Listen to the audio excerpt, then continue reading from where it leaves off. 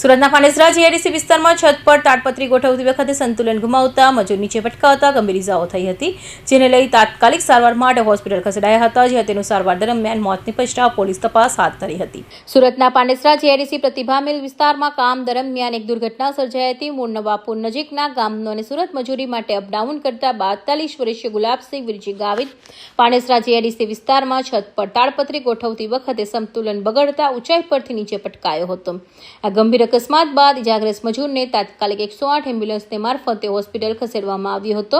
જોકે સારવાર દરમિયાન ડોક્ટરે તેને મૃત જાહેર કર્યો હતો. હાલ મૃતક ગુલાબસિંહ ગાવિતના મોતથી તેની 2 દીકરીઓને પિતાનો સહારો ગુમાવ્યો છે, જ્યારે સમગ્ર પરિવારમાં શોકનો માહોલ છવાઈ ગયો છે. હાલ પરિવારજનોએ મૃતકને યોગ્ય વળતર સાથે બાળકોના ભરણ પોષણ માટે પણ યોગ્ય વ્યવસ્થા કરવામાં આવે તેવી માંગ કરી છે. મારા નામ વિલાસ છે. ગુલાબસિંહ વિરજી ગાવિત પેલો પાંડેસરા પ્રતિભા મિલમાં કામ પર આવ્યો હતો. પેલા પતરા પર પ્લાસ્ટિક પાથરવા ગયો ત્યારે નીચે પડી ગયો અને મૃત્યુ થઈ ગયો. કેટલા સમયથી કામ કરતા હતા? તો અત્યારે પહેલાં આવતા હતા, પણ અત્યારે 10-15 દિવસ જેવો કામ પર આવ્યો હતો અને પડી ગયો. અને પરિવારમાં કોણ કોણ? પરિવારમાં નાના છોકરા છે, બાયરી છે, બીજો કોઈ નથી.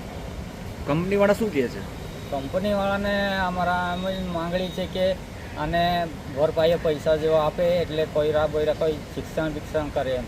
હાલ તમે ક્યાં છો? હાલ ક્યાં આવ્યા છો તમે? અમે સુરતમાં સિવિલ હોસ્પિટલ. ઓકે.